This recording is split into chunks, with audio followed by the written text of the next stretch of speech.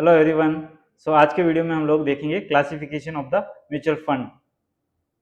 हम पहले की वीडियो में देख चुके हैं कि म्यूचुअल फंड का classification based on the structure of the fund कैसे करते हैं। तो ओपन एंडेड फंड्स जो होते हैं जहां पे आप कभी भी एंट्री और एग्जिट कर सकते हो, they are more liquid. Close ended funds है जहां पे लिक्विडिटी कम होती है because you can not enter and exit at any point of time with AMC. आपको मार्केट में जाके कोई बायर ढूंढना पड़ेगा और उसके साथ करना पड़ेगा, correct. And then comes the interval funds जहां पे दोनों का कॉम्बिनेशन एक मिक्स होता है। So now comes the exchange traded funds. Exchange traded funds कैसे डिफरेंट है वो हम देखेंगे। सो दे यूजुअली ETF जो होते हैं they usually track any index और they are passive in nature. So इसका मतलब क्या हुआ, जैसे कि आपको सपोज निफ्टी 50 में इंडेक्स करना है, निफ्टी 50 में इन्वेस्ट करना है, तो निफ्टी 50 का कोई भी इंडेक्स नहीं है, या कहाँ पे आप इन्वेस्ट करो, because since it is a only index there is no way you can directly invest in Nifty 50 like जैसे आप HDFC बैंक में करते हो। तो यहाँ पे क्या करेंगे, ETF ऐसा एक माध्यम है जहाँ पे आप ऐसे इंडेक्स या किसी में आप इन्वेस्ट कर सकते हो। तो इसमें कैसे होगा, जैसे कि आप एक म्यूचुअल फंड का स्कीम है वहां पे पैसे डालोगे and that scheme in turn will invest in Nifty 50 companies. So suppose Nifty 50 में 50 companies है, so they will invest in all Nifty 50 companies with the same weightage of Nifty 50. So that is basically ETF. अब ये दूसरे mutual fund से कैसे different है, जैसे कि आप बाकी जो म्यूचुअल फंड स्कीम्स है वहां पे हमने देखा कि जो NAV है वो कब होता है, at the end of the day. So NAV जो है end of the day publish होता है for other mutual fund schemes. But in case of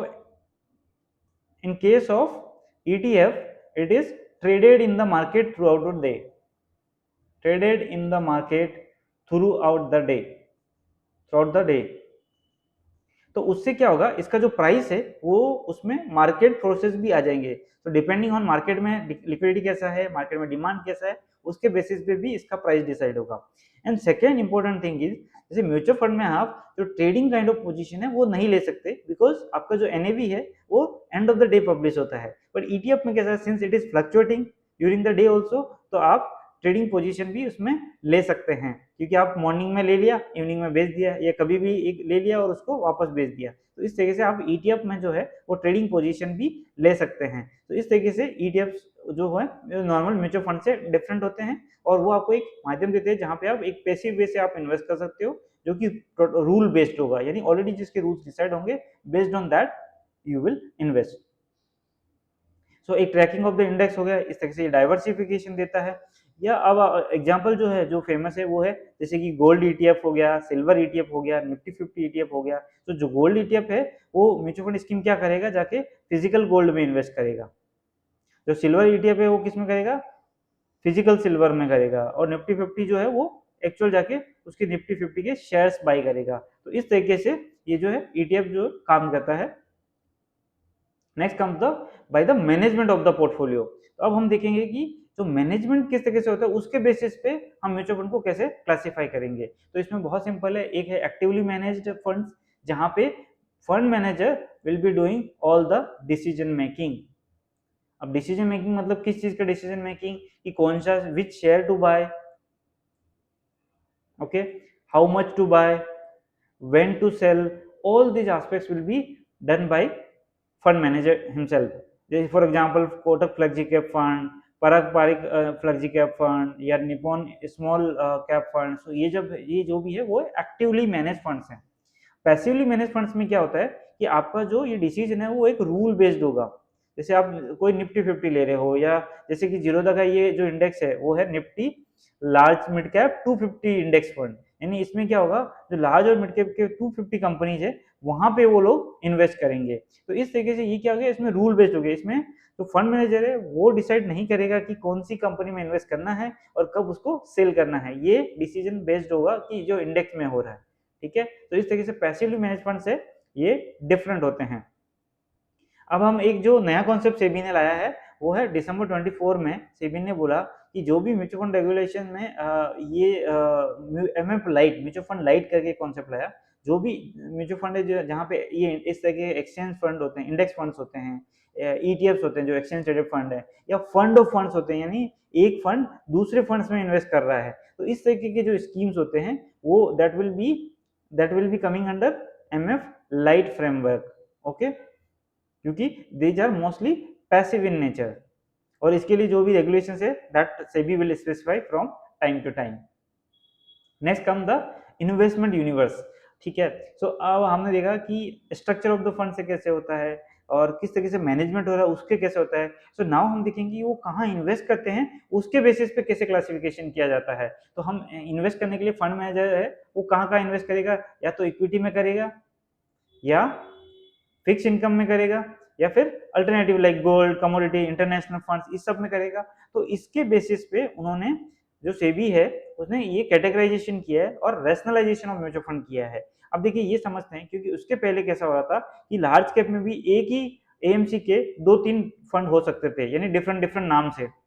but एक 2017 में सेबी ने ये क्लासिफाई किया, ये डायरेक्शन दिया कि आप एक फंड यानी एक कैटेगरी में एक ही फंड रखोगे for one AMC, so that there would be clarity to the investor कि कौन से स्कीम में क्या गाइडलाइन है और कहाँ पे वो इन्वेस्ट करने वाला है। तो इस तरीके से सेबी ने क्या किया, इक्विटी स्कीम्स को 11 कैटेगरी में डिवाइड किया, डेट स्कीम्स को 16 सब कैटेगरी में डिवाइड किया, हाइब्रिड स्कीम्स को 6 सब कैटेगरी में, और सॉल्यूशन ओरिएंटेड स्कीम्स को 2 सब कैटेगरीज में, और अदर स्कीम्स जो है वो भी 2 सब कैटेगरीज में। तो इस तरीके से सेबी ने जो है ये क्लियरली डिफाइन कर दिया कि कौन सी सब कैटेगरी किस तरीके के जो स्टॉक्स है, शेयर्स है, उसमें एक्सपोजर लेगी।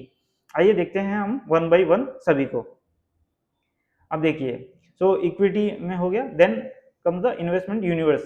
तो अब हम देखेंगे जैसे लार्ज कैप फंड है या फिर मिड कैप फंड है, ठीक है, तो ये किस तरीके से इन्वेस्ट करते हैं। तो पहले हम देख लेते हैं कि लार्ज कैप जो स्टॉक्स है उसका डेफिनेशन क्या है। सो लार्ज कैप जो स्टॉक है वो किसको बोलेंगे हम, 1 से लेके 100 stocks in terms of full market capitalization. So अगर मार्केट कैप के हिसाब से हम उनको डिसेंडिंग ऑर्डर में रखें कि यानी हाईएस्ट मार्केट कैप जो नंबर 1 है उसके नीचे है वो सेकंड है, इस तरीके से रखें, तो पहले से लेके 100 तक की जो कंपनीज है they are called large cap companies, और 101 से लेके 250 तक की है उनको हम बोलेंगे मिड कैप कंपनीज, एंड 251 से लेके जो भी बाकी कंपनीज है उनको हम बोलेंगे स्मॉल कैप कंपनीज, ठीक है। तो इस तरीके से हमें ये डेफिनेशन को याद रखना है, और ये एकदम क्लियर है कि फर्स्ट से लेके 100 तक लार्ज कैप कंपनीज, 101 से लेके 250 तक मिड कैप कंपनीज, एंड 251 से लेके जो बाकी कंपनीज है they are small cap companies. अब हम देखेंगे कि कौन कौन से फंड है और उसका डेफिनेशन के हिसाब से वो किस तरीके से इन्वेस्ट करते हैं। जैसे कि मल्टी कैप जो फंड है वो minimum 25% of the total assets किस में रखेंगे, लार्ज कैप स्टॉक्स में, और 25% ऑफ द मिड कैप में, और 25% of the total assets in the small cap में। सो बाकी का जो 25% है वो फंड मैनेजर पे डिपेंड करता है कि उसको कौन सा अच्छा लग रहा है, लार्ज कैप में रखना है, मिड कैप में रखना है, या फिर उसको लिक्विड में भी रखना है। तो इस तरीके से वो डिसाइड करेगा कि उसको कहाँ इन्वेस्ट करना है। So multi cap means basically investing in all large cap, mid cap and small cap. दूसरा जो टाइप का फंड होता है वो है लार्ज कैप फंड। तो अब इसमें तो नाम में ही पता चलता है कि ये लार्ज कैप में ज्यादा इन्वेस्ट करेगा, तो इसीलिए इसका 80% ऑफ द टोटल एसेट्स किस में रहेगा, लार्ज कैप में, और बाकी जो है वो मिड कैप या स्मॉल कैप में रहेगा।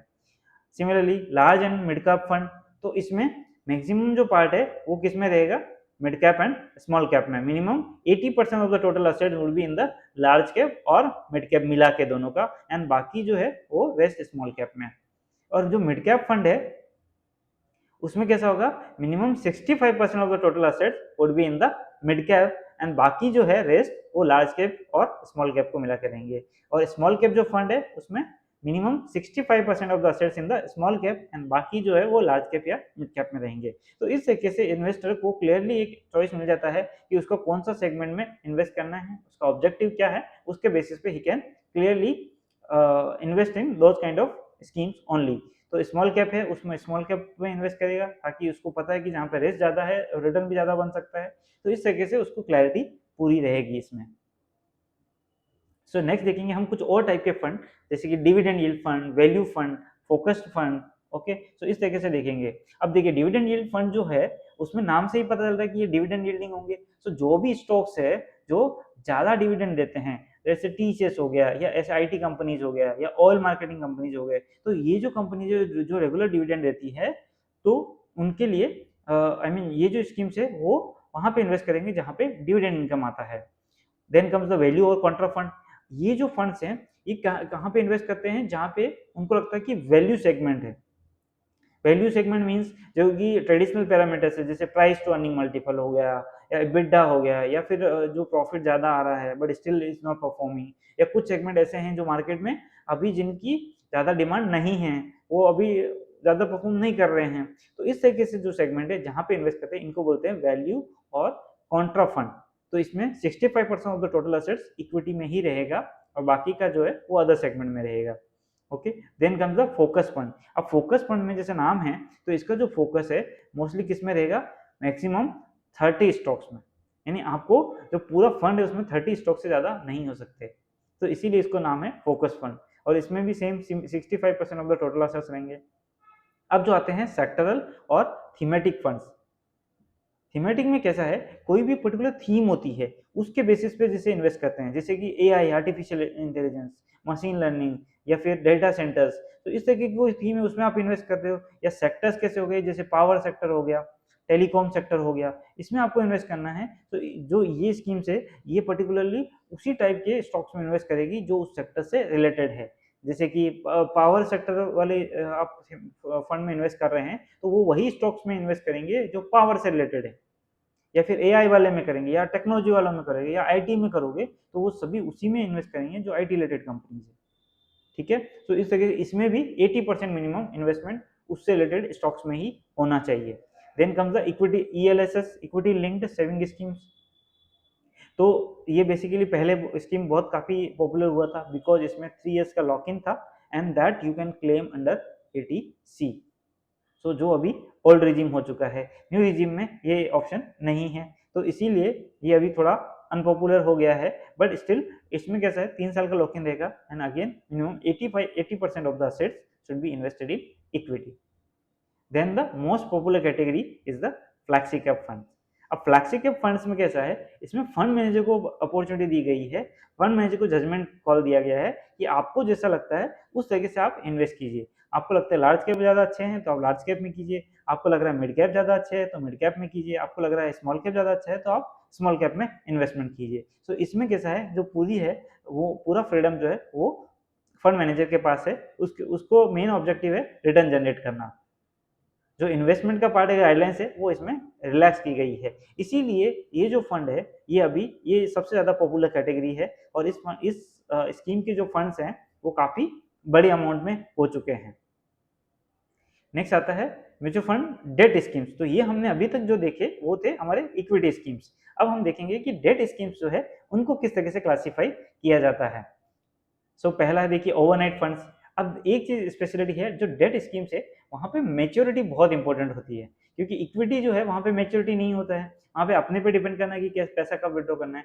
बट जो डेट स्कीम्स है वहाँ पे जो डेट इंस्ट्रूमेंट है या फिक्स इनकम जो इंस्ट्रूमेंट्स है वहाँ पे मेच्योरिटी बहुत इंपॉर्टेंट होती है। तो इसीलिए जो डेट स्कीम्स है उनका जो क्लासिफिकेशन है वो भी इस तरीके से किया गया है ताकि जो है उनका जो डिपेंडेंसी है वो मेच्योरिटी पे रहे, यानी मेच्योरिटी डिफाइन करेगा कि वो स्कीम कैसा है। ओके, सो जैसे कि ओवरनाइट फंड्स है, सो ओवरनाइट फंड्स कैसे करेंगे, वो जैसा कि नाम सजेस्ट कर रहा है वो ओवरनाइट के लिए इन्वेस्ट करेंगे, ऐसी सिक्योरिटी जो ओवरनाइट में बेसिकली मैच्योर हो रही है। मोस्ट ऑफ द जो इन्वेस्टमेंट है वो उसी सिक्योरिटी में रहेगा जो ओवरनाइट मैच्योर हो रही है, यानी किसी को एक दिन के लिए पैसा रखना है, so these funds are the best.